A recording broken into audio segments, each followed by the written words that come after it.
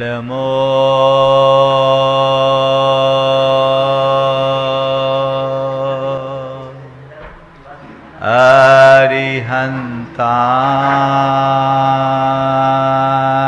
अरिहन्ताणं नमो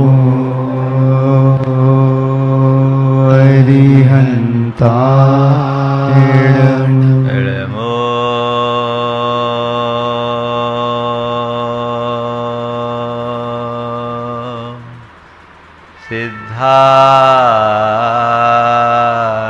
सिद्धाणं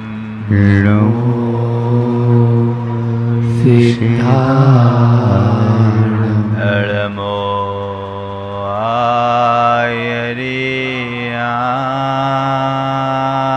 आयर्याणं नमो आयर्याणं नमो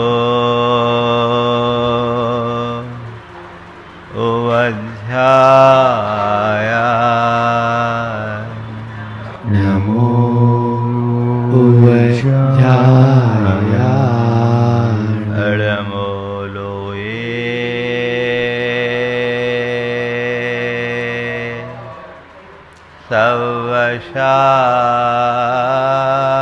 सवशाहुनं नमो लोये सवशाहुनं एसो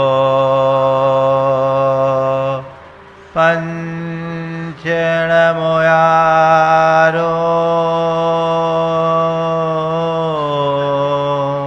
एसो पंचनमो यारो सौवपाव पणाशिनो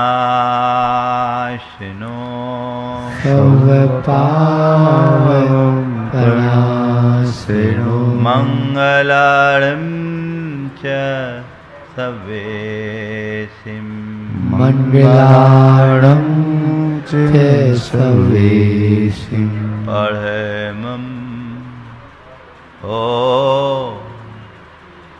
मंगलम परमं होय मंगलम। जय बोलो देवादिदेव 1008 श्री भगवान महावीर स्वामी की जय जय जय अहिंसा परमो धर्म की जय जय जय परम पूज आचार्य गुरुवर श्री विद्यासागर जी महाराज जी की जय जय जय जय बोलो आचार्य श्री समय सागर जी महाराज की, पूज्य मुनिवर श्री प्रमाण सागर जी महाराज की, पूज्य मुनिवर श्री निर्वेक सागर संधान सागर जी महाराज की, समस्त मुनि संघ की नमस्ते। एक बार एक बड़ी कंपनी के मालिक ने अपने सभी सहयोगियों की बैठक की बोर्ड ऑफ डायरेक्टर्स में। उसने चर्चा में बात की कि वह सब उपाय बताओ जिससे हमारी कंपनी फेल हो जाए। सब के सब लोग सकते में आ गए कि अभी तक तो जितनी भी बोर्ड ऑफ डायरेक्टर्स की बैठक होती है उसमें इस विषय पर विचार किया जाता है कि कंपनी ग्रोथ कैसे करे, और अब यहाँ कहा जा रहा है कि वो सब उपाय बताओ जिससे कंपनी फेल हो जाए। सब के सब आश्चर्यचकित, पर कोई उपाय नहीं है। मालिक है, कह रहा है तो करना तो पड़ेगा ही। जिससे जो बन सकता था सबने कह दिया। सारे उपाय, वे सारे उपाय जिससे कंपनी का भट्ठा बैठ जाए, सबने कह डाली। मालिक ने बड़ी गंभीरता पूर्वक सब बातों को सुना और अंत में कहा, बस मैं आप सबसे एक ही निवेदन करना चाहता हूं कि इन सब कारणों से कंपनी को बचाए रखिए, हमारी कंपनी अपने आप टिके रहेगी। बस मैं भी ऐसा ही चाहता हूं कि हम अपने जीवन को उन तमाम कारकों से बचाएं जिससे जीवन बर्बाद होता है। जीवन अपने आप सुरक्षित हो जाएगा, समृद्ध हो जाएगा, समर्थ बन जाएगा, संतुलित हो जाएगा। और आज से मैंने ऐसी एक नई श्रृंखला, भूमिका तो मैंने कल बना दी थी, उसकी शुरुआत करने का मन बनाया है। और आज हमारे जीवन को बर्बाद करने के कारकों में सबसे पहला कारण मुझे दिखता है, वो है अहंकार, है ना। अहंकार सबको पता है कि बुरा है ना। सब में अहंकार है, पर सबसे बड़ी विडंबना यह है कि किसी को यह पता नहीं कि मुझ में अहंकार है। बोलो, सही है ना। अहंकार को कोई अच्छा नहीं बोलता, पर सबके मन में अहंकार पलता है। लेकिन किसी को अहंकारी बोल दिया जाए तो बुरा लगता है। किसी के पास धन है, उसे धनी कहो, उसकी छाती फूलती है। किसी के पास ज्ञान है, उसे ज्ञानी कह दो, गर्वित होता है। किसी के पास यश है, उसे यशस्वी कहो, उसका हृदय प्रफुल्लित होता है। और किसी के पास अच्छी प्रतिष्ठा, उसे प्रतिष्ठित कह दो, उसे बड़ा अच्छा लगता है। तो बंधुओं, तुम्हारे पास अहंकार है और तुम्हें कोई अहंकारी कह दे तो बुरा क्यों लगता है? बोलो। और विचित्रता, किसी को मानी कह दो तो चुभेगा, और माननी कह दो छाती फुला लेगा। मानी और माननीय, कैसी विचित्रता है। माननी कहलाना पसंद करते हो, पर मानी कहलाना पसंद नहीं करते। संत कहते यदि तुम्हें मानी कहलाना पसंद नहीं है तो मान करना बंद कर दो, और माननीय बनना चाहते हो तो मान देना शुरू कर दो। क्या करना है? मानी कहलाने से बचना चाहते हो तो मान करना बंद कर दो, और माननीय बनना चाहते हो तो मान देना शुरू कर दो। क्या करते हैं हम लोग? मान देना चाहते हैं कि मान पाना चाहते हैं? सब मुझे मान दे, पर मैं किसी का मान करूं, ये क्यों नहीं सोचते?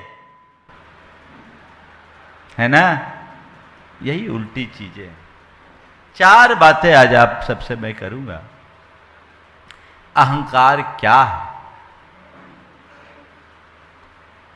इसका कारण क्या है, ये कैसे उत्पन्न होता है, ये कैसे पुष्ट होता है,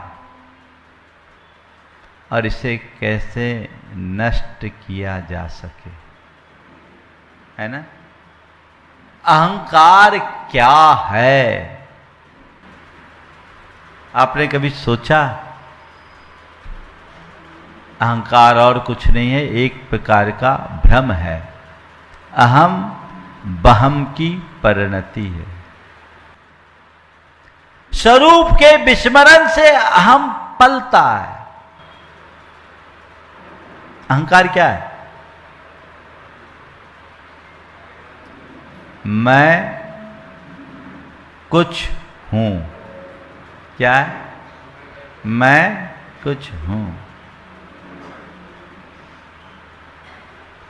मैं ज्ञानी हूं, मैं ध्यानी हूं, मैं धनी हूं, मैं रूपवान हूं, मैं प्रभावशाली हूं, मैं संस्था का मुखिया हूं, मैं परिवार का प्रमुख हूं, मैं समाज का नेता हूं, मैं अपने विभाग का अध्यक्ष हूं, ये हूं वो हूं, ये सब क्या है? बोलो, क्या है? थोड़ा जोर से तो बोलो। मैं हूं। अगर ये बात मन में हो तो कोई कठिनाई नहीं, लेकिन मैं कुछ हूं, इस अनुभूति का नाम ही अहंकार है। हर मनुष्य अपने एक काल्पनिक छवि गढ़ रखा है और उसे ही वो सत्य मानता है। कल्पना को यथार्थ मानना अहंकार है। नश्वर को शाश्वत मानना अहंकार है। पराये को अपना मानना अहंकार है और संयोगों को स्वभाव ठहराना अहंकार है। कल्पना को यथार्थ, मैं महान हूं, ठीक है, तू महान है, किसने बना दिया तुझे महान? बोलो तो। एक राजा था, वो संत के पास पहुंचा और कहा मैं बड़ा महान हूं। राजा ने पूछा तेरी महानता का आधार क्या है? बोला मेरा राज समुद्रांत तक फैला हुआ है, मेरे पास बड़े बड़े सैनिक हैं, हाथी हैं, घोड़े हैं, बड़ा खजाना है, सब पर मेरा प्रभुत्व है, इसलिए मैं महान हूं। संत मुस्कुराए और पूछा ये बता, ये सब टिके रहेंगे क्या? जिसे तू कह रहा है वो टिके रहेंगे क्या? मैं जीते जी प्रयास करूंगा इन्हें टिकाने का। बोले वो टिके या नहीं टिके, तू टिका रहेगा क्या? जिस दिन ये तेरे हाथ से चले जाएंगे उस दिन तेरा क्या होगा? तो बोला फिर तो मैं साधारण हो जाऊंगा। तो कहा ध्यान रखना, महानता का वो आधार नहीं जो अस्थाई हो, महानता का असली आधार तो वह है जो स्थायी है। स्थायी को पहचान। तू महान इसलिए नहीं कि तेरा बड़ा ठाट है, तू महान इसलिए है कि तू अतुलनीय है, तू अनुपम है, तू अजर है, तू अमर है, तू शाश्वत है। उस आत्मा को तो पहचान। बोलो, कभी लगता है मैं अनंत ज्ञान का धनी हूं, अनंत दर्शन का स्वामी हूं, अनंत सुख और अनंत शक्ति का अधिपति हूं? कभी ऐसा लगता है क्या? तुम्हें दिखता है मेरे पास धन है, तुम्हें दिखता है मेरे पास यश है, तुम्हें दिखता है मेरे पास ज्ञान है, तुम्हें दिखता है मेरे पास रूप है, तुम्हें दिखता है मेरी प्रतिष्ठा है, तुम्हें अपना कुल दिखता, तुम्हें अपना रूप दिखता, तुम्हें जाति दिखती, तुम्हें समृद्धि दिखती, तुम्हें यश दिखता, तुम्हारा ज्ञान दिखता, तुम्हारा धन दिखता, तुम्हारा तप दिखता। लेकिन ये सब चीजें तो ऊपरी है, ये तुम्हारी कहाँ है? तुमने अपने आप को जो इस रूप में मान रखा है वो तुम्हारी मन की भ्रांत कल्पना है, यथार्थ नहीं। यथार्थ को पहचानोगे तो उसमें अहंकार करने जैसा कुछ भी नहीं होगा। लेकिन तुम्हारी स्थिति ऐसी है, शरीर मिला मैं बड़ा सुंदर हूं, है ना? ये सौंदर्य कितने दिन टिकेगा? एक दिन राख में परिवर्तित हो जाएगा। बुद्धि मिली मैं ज्ञानी हूं, यश मिला मैं विशेष हूं, धन मिला मैं समर्थ हूं। ये जो परिणति है ये किसकी है? ये अहंकार की परिणति है। जो हमारी भूल है, हमने कल्पना को यथार्थ मानने का भ्रम पाला, हमने नश्वर को शाश्वत मानने का भ्रम पाला, हमने पराये को अपना मानने का भ्रम पाला और हमने संयोग को स्वभाव मानने का भ्रम पाल लिया। मेरे पास ज्ञान है इसका अहंकार। अरे मेरे पास ज्ञान है इस बात का अहंकार करने का कोई अर्थ ही नहीं। सच्चे अर्थों में देखा जाए, जो जाना जा रहा है वो नहीं हूं, वो मैं नहीं हूं, जो जान रहा है वो मैं हूं। इसे समझो, जानने वाला शाश्वत है, जानना एक संयोग है, जो जाना गया वो संयोग है। शाश्वत को पहचानोगे तो कभी अहंकार होगा ही नहीं।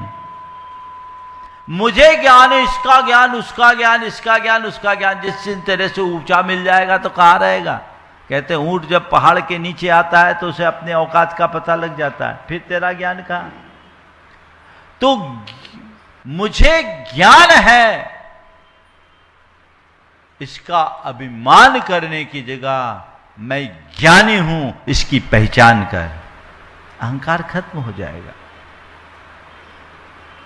मैं सुंदर हूं, ये एक संयोग है, इसे मान, पर ये तेरा साधन है, स्वभाव नहीं, इसे पहचान। मैं समर्थ हूं, ये महज एक संयोग है, क्योंकि आज अनुकूल संयोगों के कारण तेरे पास ये सामर्थ्य आई है, पर तेरा ये स्वभाव नहीं है। संयोग जब तक है तब तक है, कोई टिकाए नहीं। ये सारे संयोग कर्म के अधीन है, कर्म की धरोहर है। दूसरे के धरोहर को अपना मानना अज्ञान ही तो है। मान लीजिए किसी ने अभी आपको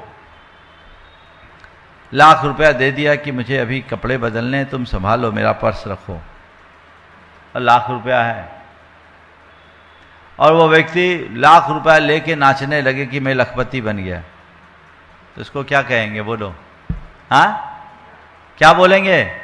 पागल ही बोलेंगे ना। लाख रुपया दिया और वो नाच रहा है, लाख रुपया उसके पास है, इसमें कोई संशय नहीं, पर उसका है क्या? हाँ, उसका है, वो नाच रहा है, ये उसका पागलपन है ना, ये उसका बहम है, उसका अहंकार है।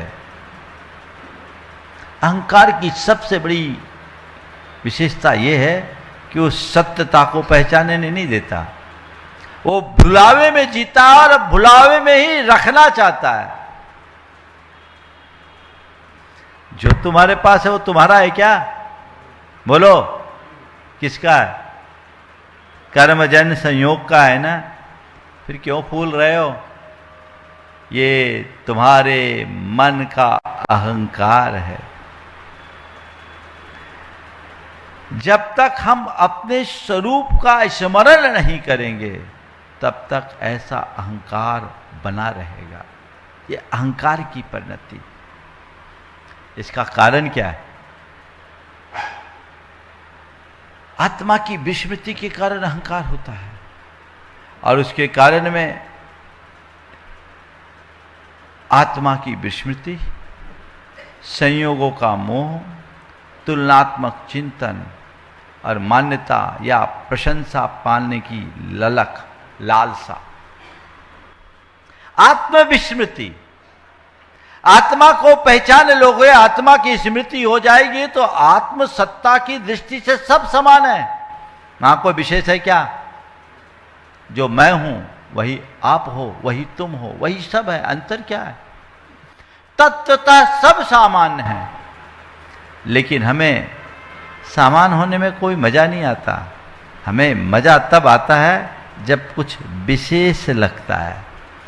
मुझे कोई एक मुनि के रूप में कहे तो बड़ा सामान सा लगता है, लेकिन अरे एक विशेष मुनि है, श्रेष्ठ मुनियों में एक गिनती है, अग्रणी है, ये जो शब्द है ना, इन शब्दों को सुनने की जो लालसा है, ये सब अहंकार को जन्म देती है, और अहंकार के कारण ही ये सारी परिणतियां होती है। जो जो व्यक्ति की आत्म विस्मृति बढ़ती है, अहंकार पनपता रहता है। संयोगों के प्रति जितना मोह होता है उतना अहंकार प्रकट होता है, और फिर वो व्यक्ति अपने आप को दूसरों से कंपेयर करके श्रेष्ठ साबित करने की कोशिश करता है। मैं श्रेष्ठ हूं, बाकी सब अश्रेष्ठ है। मैं उच्च हूं, बाकी सब तुच्छ है। मैं अच्छा हूं, बाकी सब बुरे हैं। मैं ऊंचा हूं, बाकी सब ओछे हैं। ये जो सोच है ये अहंकार है। यदि आप कभी किसी से अपना कंपैरिजन कर रहे हो तो तुम्हारे मन की ये मनोवृत्ति, जो तुम्हारे तुलना की मनोवृत्ति है, यह भी अहम प्रेरित है, ये मान करके चलना। अहंकारी तुलना करता है और विनम्र अतुलनीय बन जाता है। आत्मज्ञान से ही इसे दूर किया जा सकता है।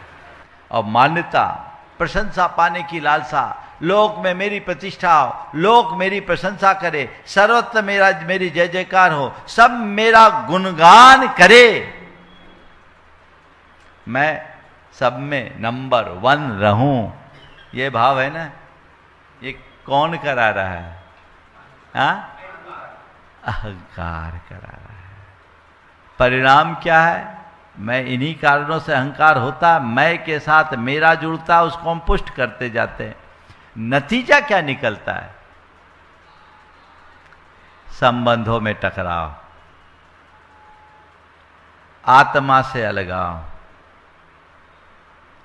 चिंतन में विकार और शांति का विनाश। ये अहंकार का परिणाम है, नतीजा है। अहंकारी के संबंध कभी मधुर नहीं होते, क्योंकि अहम हमेशा लड़ाता है, वो टकराव उत्पन्न करता है, समझौता करने नहीं देता। हम क्यों झुके? अहंकार की सबसे बड़ी विचित्रता है कि अहंकारी दुखी होने को तैयार हो जाता, झुकने को तैयार नहीं होता। जो झुकने ना दे वो अहंकार ही तो है। मैं क्यों झुकूं? और जब हम अपने आप को ही सबसे श्रेष्ठ मानने लगेंगे और दूसरों को अपने से कमतर आंकने लगेंगे, कमतर आंकने ही नहीं लगेंगे। अहंकारी का स्वभाव ये होता है कि सामने वाले को नीचा दिखाने की कोशिश करता है, और जब तक हम किसी को नीचा दिखाने की मनोवृत्ति रखेंगे, अपने आप को उससे ऊंचा साबित करने की कोशिश करेंगे, सामने वाले के साथ हमारे संबंध मधुर नहीं हो पाएंगे।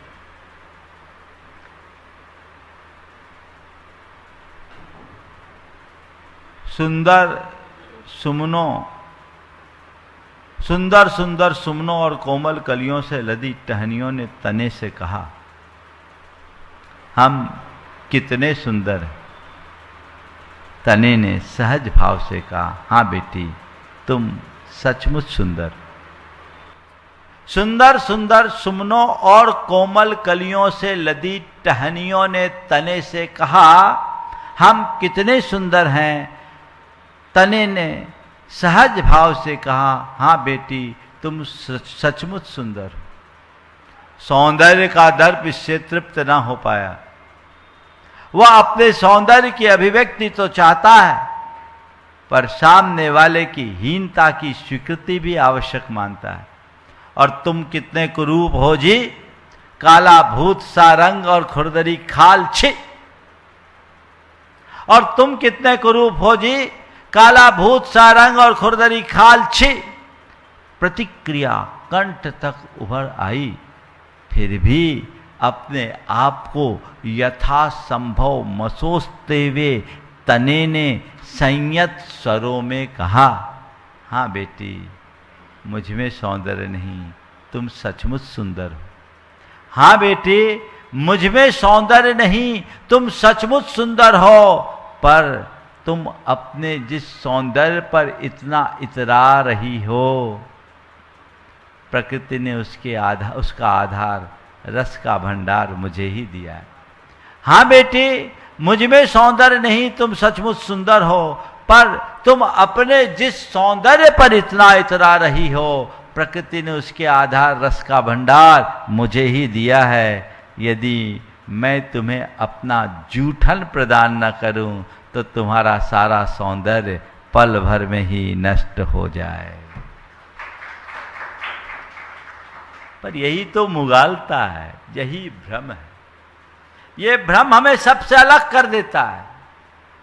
बस मैं ही सब कुछ की जहां मनोवृत्ति होगी, संबंध खत्म होंगे, वो व्यक्ति अपनी आत्मा से विलग होगा, एक भ्रांति में जिएगा, और ऐसे व्यक्ति का चिंतन बहुत संकीर्ण और अनुदार हो जाएगा। वो हर बात में अपने आप की श्रेष्ठता को ख्यापित करेगा, दूसरे को नीचा दिखाने का प्रयास करेगा, उसके हृदय में ईर्ष्या, जलन, द्वेष की भावनाएं उमड़ते रहेगी। एक दूसरे से तुलनात्मक मनोवृत्ति के कारण वो नीचे ही आएगा।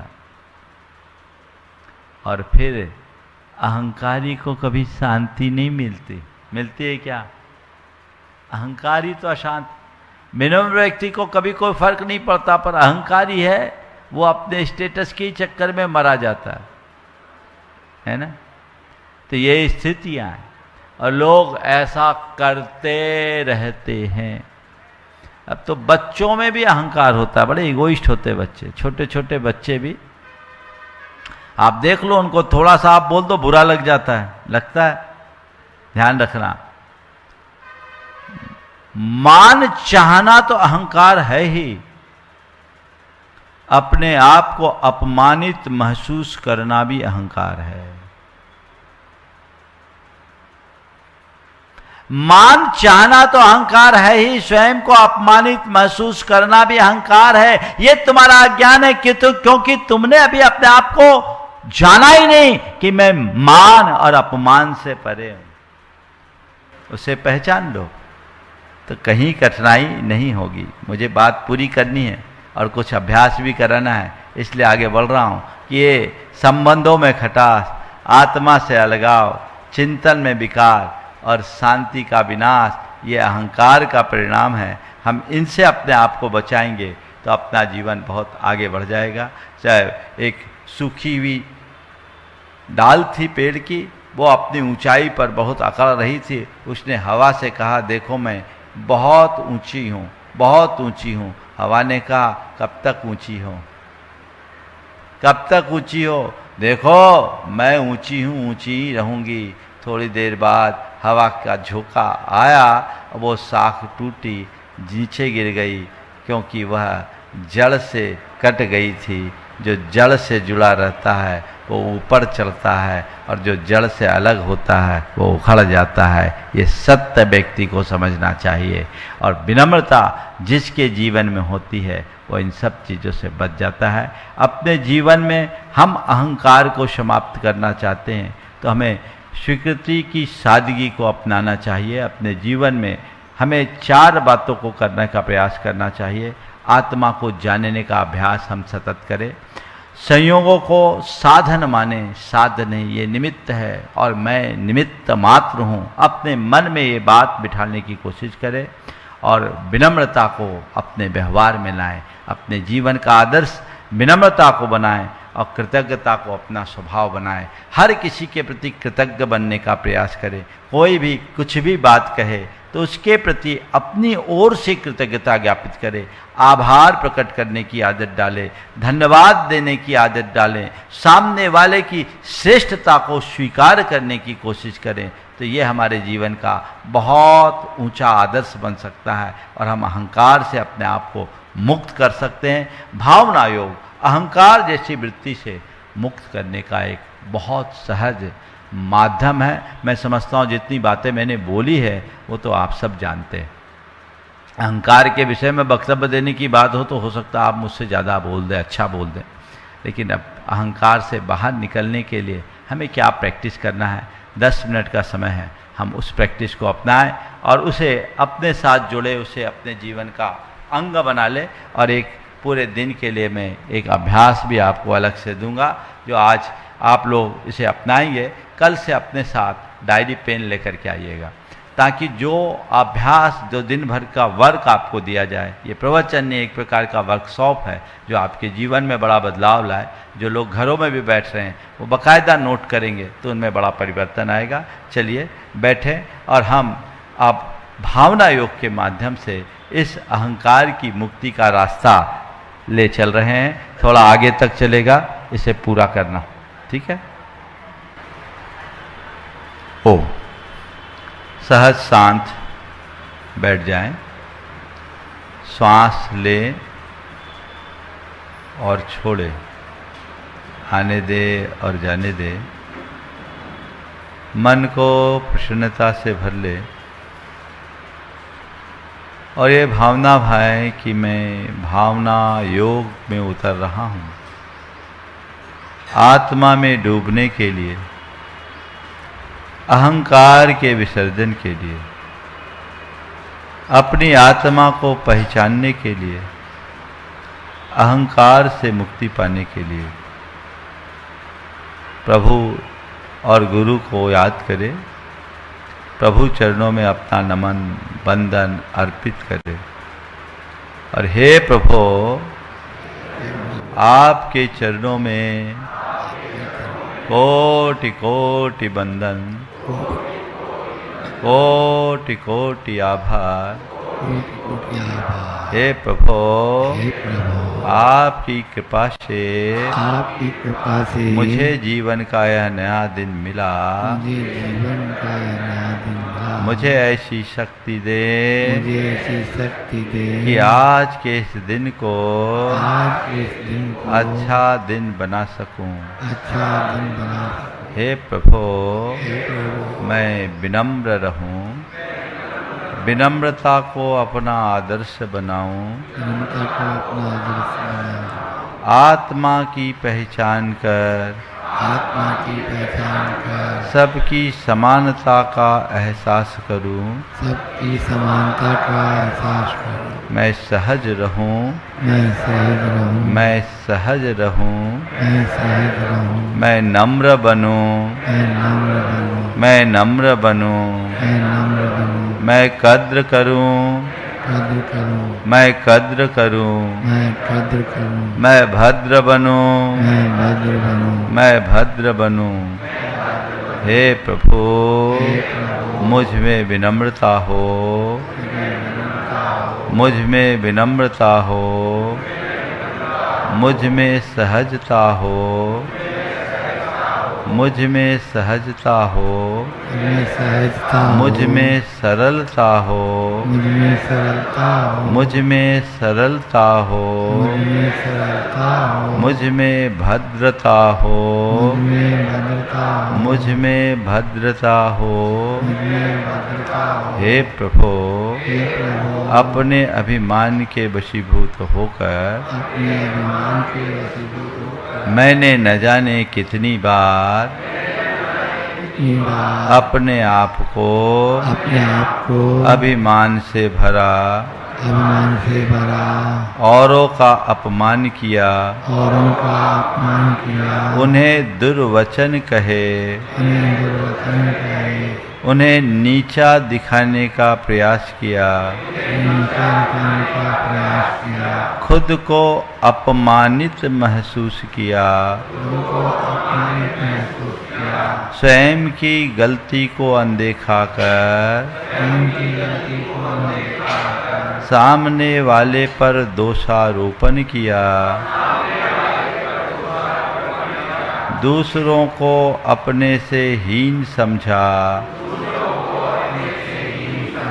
अपनी श्रेष्ठता को साबित करने का प्रयास किया, अपनी श्रेष्ठता को साबित करने का प्रयास किया, अपने अभिमान व अपने अभिमान व औरों के सम्मान पर आघात पहुंचाया। इसका मुझे घोर पश्चाताप है, इसका मुझे घोर पश्चाताप है। मैं उसकी निंदा करता हूँ और उसकी आलोचना करता हूँ। मैं अपने इस अहंकार का मैं अपने इस अहंकार का परित्याग करता हूँ। परित्याग करता हूँ। हे प्रभु, हे प्रभु, मेरा मान मेरा मान गल जाए, गल जाए, मेरा मान मेरा मान गल जाए, गल जाए, मुझ में विनम्रता आए।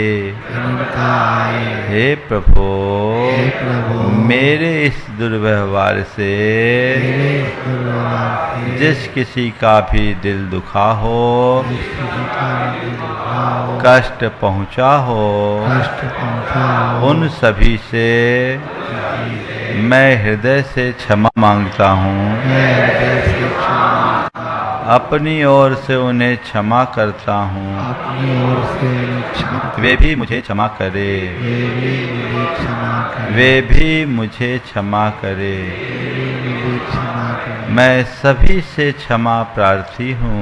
मैं सभी से क्षमा प्रार्थी हूँ। अपने दोषों को स्वीकारता हूँ अपने दोषों को स्वीकारता हूँ और उन्हें त्यागने के लिए और उन्हें त्यागने के लिए संकल्पित होता हूँ। संकल्पित होता हूँ। हे प्रभु, हे प्रभु, अब मैं अब मैं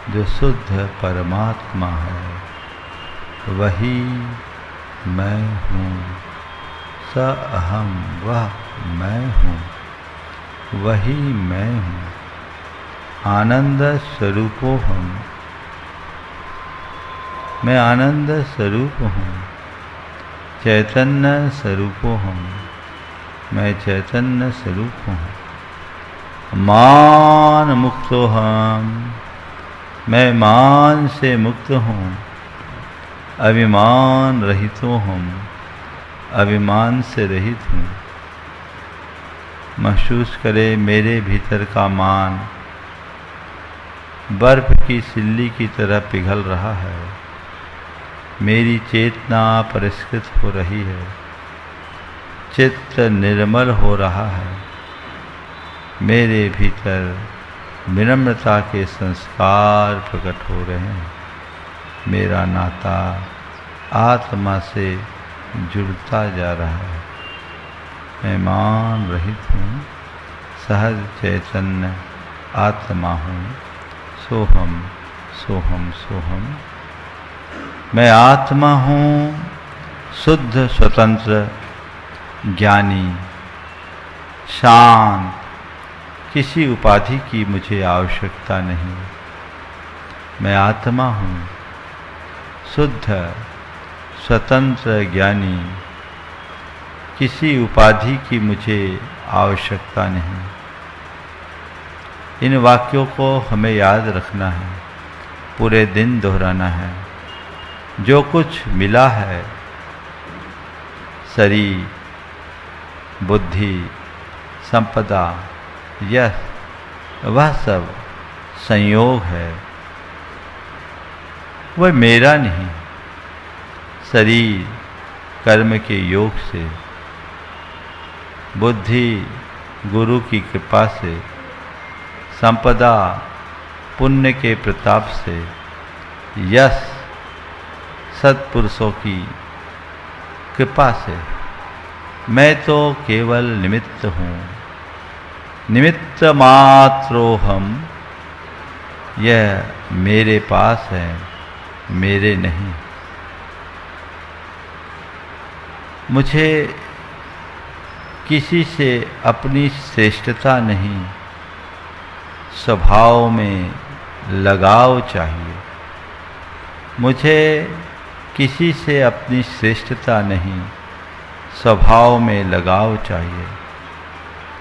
विनम्रता मेरा वरण है और सहजता में ही आत्मा की गरिमा है। इन वाक्यों को दिन भर दोहराएं और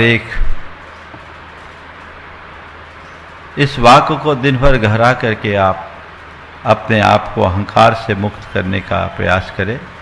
एक अभी दिन भर भाव साधना करने के लिए, अहंकार के विसर्जन के लिए एक एक्सरसाइज है जो एक्टिविटीज़ के रूप में तैयार की है, उसे आपको जांचना है। आज की भावना को आप सबको जांचना है। आज मैंने स्वयं को किसी से श्रेष्ठ समझा? इसका उत्तर खुद में खोजना है।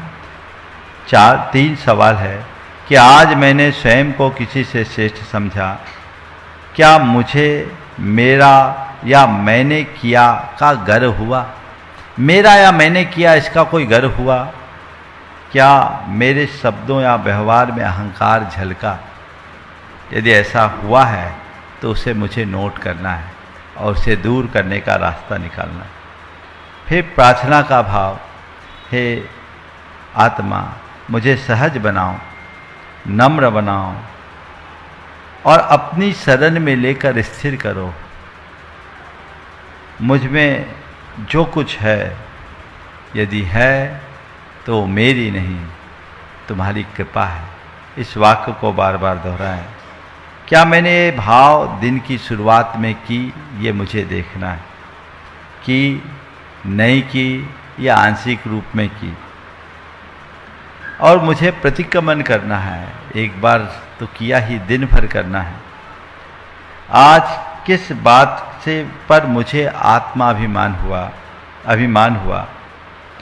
किसी की निंदा की,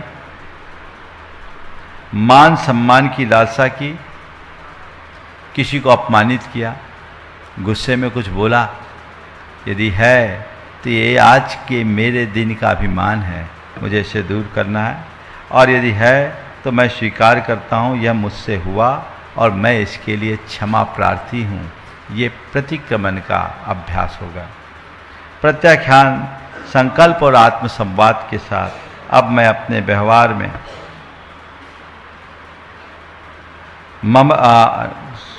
सहज रहूँगा। मुझे सच्चा जीवन जीना है, आत्मा का स्मरण करना है। मुझे मान नहीं, आत्मसम्मान चाहिए। मुझे दिखावे के साथ नहीं, सच्चाई के साथ जीना है। और आज का हमारा संकल्प हो, मैं केवल साधक हूँ, मैं आत्मा हूँ, न मैं बड़ा हूँ न छोटा हूँ। ये आज का एक संकल्प हो। मैं एक साधक हूँ, मैं आत्मा हूँ, न बड़ा हूँ न छोटा हूँ, जो मैं हूँ वही सब है। और फिर सहजोहम, शांतोहम, शुद्धोहम और सोहम, ये बात यदि हमारे जीवन में आए तो फिर हमारे जीवन का अहंकार सुनिश्चित रूप से पिघलेगा। ये प्रक्रिया आज से शुरू हुई है। आप इसमें नियमितता लाएं। ऐसी व्यवस्था होगी कि रोज के ये जो कल का विषय आप सबके बीच होगा, वह इसी आकार आदि क्रम में जुड़ा हुआ है। अभिमान के बाद, अहंकार के बाद हमारी जो आकांक्षा है, उस आकांक्षा के संदर्भ में चर्चा करेंगे। और कोशिश होगी ये जो है रोज़ की एक पीपीटी जो मैंने आपके लिए तैयार कराई है, वो आपको उपलब्ध हो जाए ताकि अभ्यास के लिए तैयार हो जाए। आज तो अभी इसमें मैंने कुछ और नोट्स, ये अभी लोगों को इसकी कापी उपलब्ध कराई जा सकती है, आप इसे देख लें। और ये ऑनलाइन भी लोगों को उपलब्ध करा दी जाए तो ये लोगों के एक अभ्यास का आधार बनेगा। बंधुओं, ये दुर्बलताएं हमें इस तरह से जकड़ी हुई है कि एक प्रवचन सुनने से दूर नहीं होती। अभी तक प्रवचन सुनने से दूर हो गई होती तो सब अभी मोक्ष चले गए हों। लेकिन इनके लिए हमें सतत अभ्यास करने की ज़रूरत है। निरंतर चलने वाला अभ्यास ही हमारे जीवन को परिवर्तित करेगा। तो ये चीज़ें कल से विधिवत आप सबको पूर्व से उपलब्ध हो जाएगी और आप उसका एक अभ्यास करें। सबका मंगल हो, सबका कल्याण हो, सभी सुखी और स्वस्थ रहें, सबका अभिमान गले, सबको आत्मबोध जगे। इस भाव के साथ यहीं पर विराम। बोलिए अहिंसा परमो धर्म की जय। बोलो अहिंसा परमो धर्म की जय जय जय। परम पूज्य आचार्य गुरुवर श्री विद्यासागर जी महाराज की जय जय जय। बोलिए परम पूज्य मुनि श्री प्रमाण सागर जी महाराज की। सवाल, सदा बहार प्रसन्न रहने का है। प्रसन्नता हमारे अंदर स्वाभाविक रूप से रहती है, पर हम खुद खिन्न, अप्रसन्न या दुखी होते हैं। थोड़ा विचार करें कि प्रसन्नता के लिए किसी निमित्त की जरूरत नहीं होती, पर अप्रसन्नता, खिन्नता या क्षोभ हमेशा किसी न किसी निमित्त के वजह से होती है। होता है कि नहीं? बोलो, है ना? तो बस मैं यही से सूत्र आज निकालता हूं कि अपने आप को प्रसन्न रखना है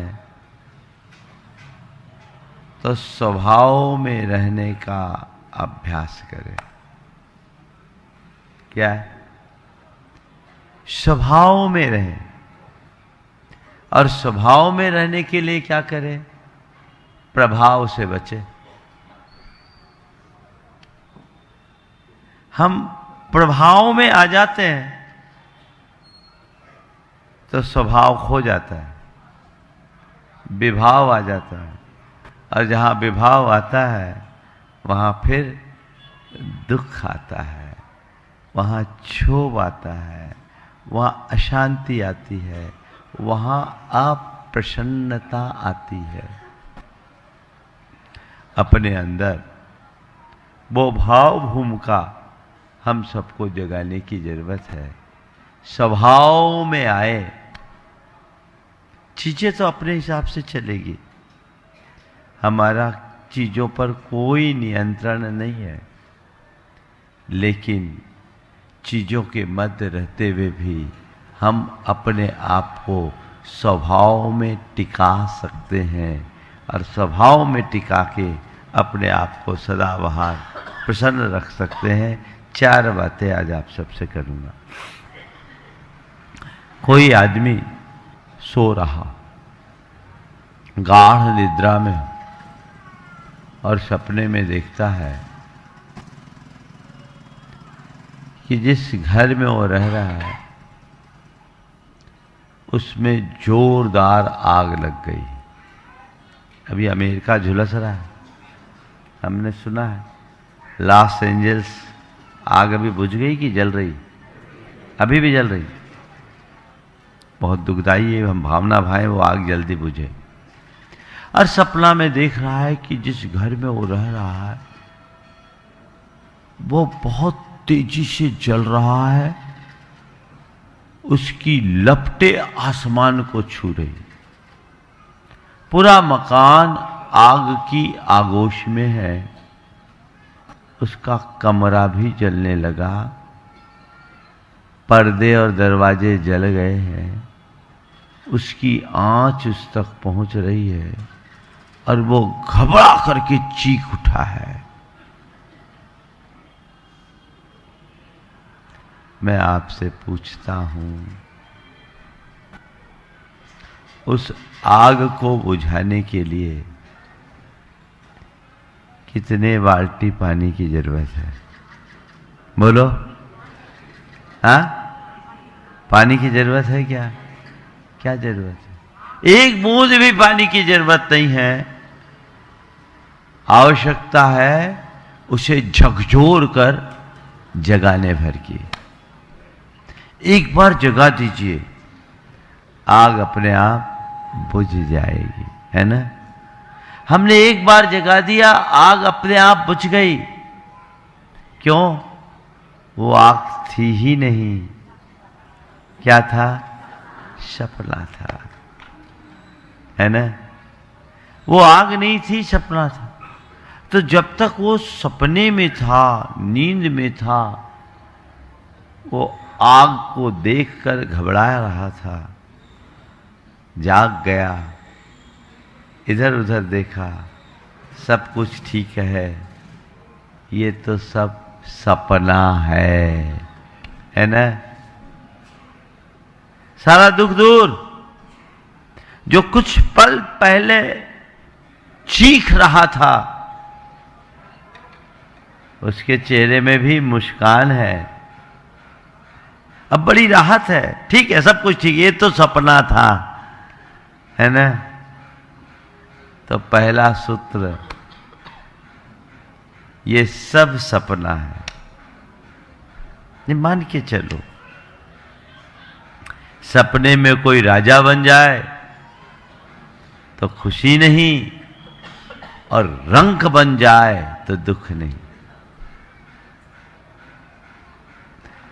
राजा बने तो खुश सुखी नहीं, और रंक बन जाए तो दुख नहीं।